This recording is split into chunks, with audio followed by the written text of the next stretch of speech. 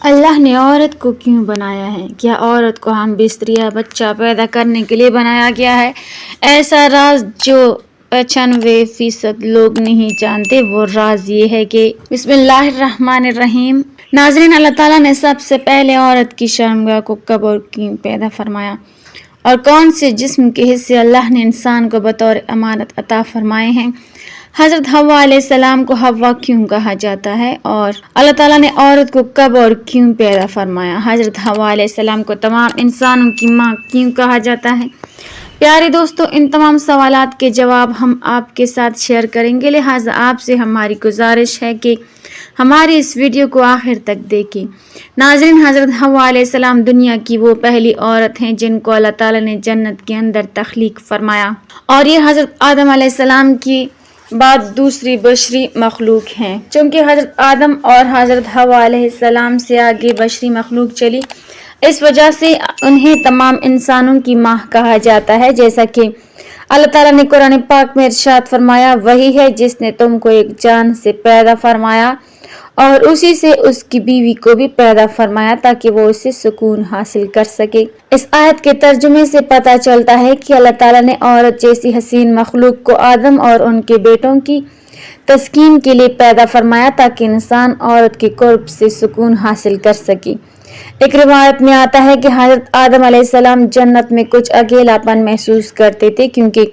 جنت کے اندر آپ کی جنس سے آپ کے علاوہ اور کوئی مخلوق موجود نہ تھی۔ فرشتے موجود تھے جو کہ نوری مخلوق تھے۔ پھر ایک دن حضرت آدم علیہ السلام سوئے ہوئے تھے، اللہ تعالیٰ نے ان کی بائیں پسلی سے حضرت حوا علیہ السلام کو پیدا فرمایا۔ جب حضرت آدم علیہ السلام بیدار ہوئے اور آپ نے اپنے پاس حسین و جمیل عورت کو پایا تو حضرت حوا علیہ السلام سے پوچھا، تو کون ہے اور تجھے اللہ نے کس طرح اور کیوں پیدا فرمایا؟ حضرت حوا علیہ السلام نے جواب دیا کہ مجھے اللہ تعالیٰ نے آپ کی تسکین کے لیے جیسے چاہا پیدا فرمایا۔ پھر آپ کے دل کے اندر ان کے حسن و جمال کو دیکھ کر قریب ہونے اور چھونے کی خواہش پیدا ہوئی، جس پر آپ علیہ السلام ان کی طرف آگے بڑھے، لیکن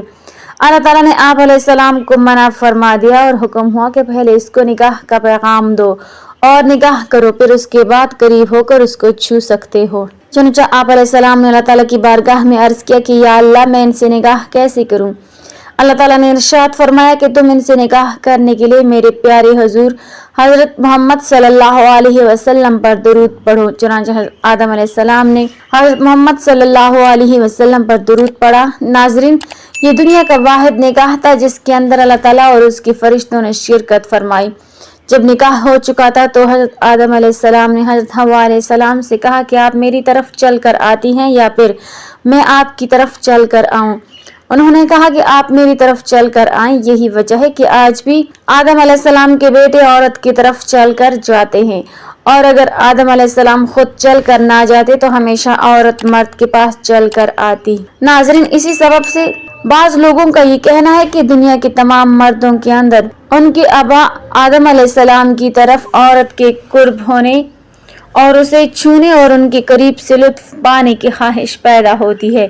اور چونکہ یہ نکاح کے بغیر حرام ہے، اسی وجہ سے انسان کو غیر محرم عورت کو دیکھنا حرام قرار دیا گیا ہے، اور اس کے ساتھ تنہائی کو بھی اللہ تعالیٰ نے حرام قرار دیا ہے، کیونکہ یہ چیزیں انسان کی فطرت کے اندر داخل ہیں۔ روایتوں کے اندر آتا ہے کہ اگر تمہیں کوئی یہ کہے کہ پہاڑ نے اپنی جگہ چھوڑ دی تو اس بات کو مان لو، لیکن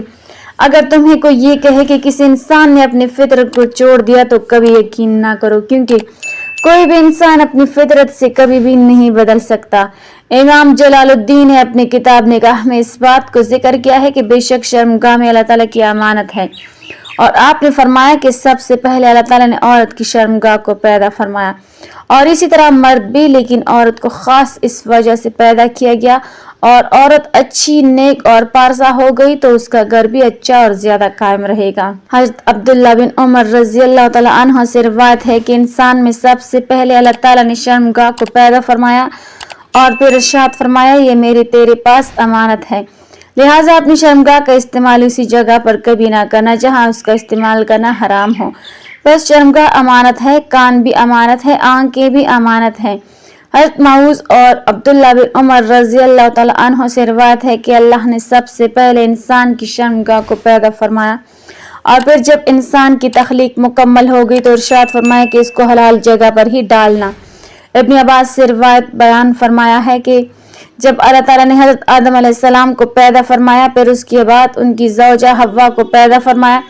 تو اللہ تعالیٰ نے ان دونوں کی طرف ایک فرشتے کو بھیجا اور اس سے کہا کہ جاؤ اور حضرت آدم علیہ السلام کو ہم بستری یعنی مباشرت کا طریقہ بھی سکھاؤ اور انہیں مباشرت کرنے کا حکم دو۔ پھر جب حضرت آدم علیہ السلام نے حضرت حوا علیہ السلام سے اسی طریقے کے ساتھ ہم بستری یعنی شرعی تقاضا پورا کیا تو حضرت حوا علیہ السلام نے حضرت آدم علیہ السلام سے فرمایا، اے میرے شوہر آدم، یہ کام تو بہت اچھا ہے، میرے ساتھ یہ کام اور زیادہ کرو۔ اس روایت کے بارے میں بعض علماء کا یہ کہنا ہے کہ یہ حدیث باطل ہے۔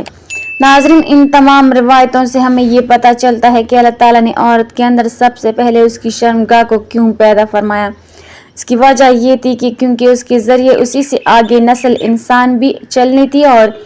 اسی سبب اللہ تعالیٰ نے اس کو اپنی امانت قرار دیا ہے۔ ناظرین، روایت کے اندر آتا ہے کہ حضرت حوا علیہ السلام کی تخلیق کے بعد ایک دن فرشتوں نے حضرت آدم علیہ السلام سے بطور امتحان یہ سوال کیا کہ حضرت حوا علیہ السلام کا نام ہوا کیوں رکھا گیا ہے؟ آپ علیہ السلام نے فرمایا کہ اللہ تعالیٰ نے ان کو زندہ انسان سے پیدا فرمایا ہے، اسی وجہ سے ان کا نام ہوا رکھا گیا ہے۔ یہ بات یاد رکھیں کہ ایک مقام پر حضور صلی اللہ علیہ وسلم نے ارشاد فرمایا، اس شخص کا کوئی ایمان نہیں ہوگا جو امانت دار نہ ہو، یعنی امانت کی حفاظت کرنے والا نہ ہو۔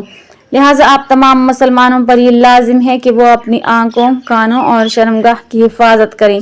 ان کو صرف اللہ تعالیٰ کے حلال کردہ کاموں میں استعمال کریں، اور ان لوگوں کا کوئی بھی ایمان نہ ہوگا جو ان کو حرام کاموں میں استعمال کرے گا، اور ان چیزوں کو حرام کاموں میں استعمال کرنا ایمان کی محرومی کا سبب بن جائے گا، اور ایمان سے محرومی ہی جہنم کا سبب بنے گا۔ محترم ناظرین، حضور نبی کریم صلی اللہ علیہ وسلم نے ارشاد فرمایا کہ اس شخص کو قیامت کے دن عرش کا سایہ نصیب نہ ہوگا جس دن اللہ کے عرش کے علاوہ اور کوئی سایہ نہ ہوگا، کہ جس کو کسی حسین و جمیل عورت نے زنا کی دعوت دی تو اس نے مان لی۔ اللہ تعالیٰ سے دعا ہے کہ اللہ ہم سب مسلمانوں کو زنا جیسی لعنت سے دور رہنے کی توفیق عطا فرمائے، آمین۔ ناظرین، کمنٹ باکس میں اللہ تعالیٰ کے 99 ناموں میں سے ایک نام ضرور ٹائپ کریں۔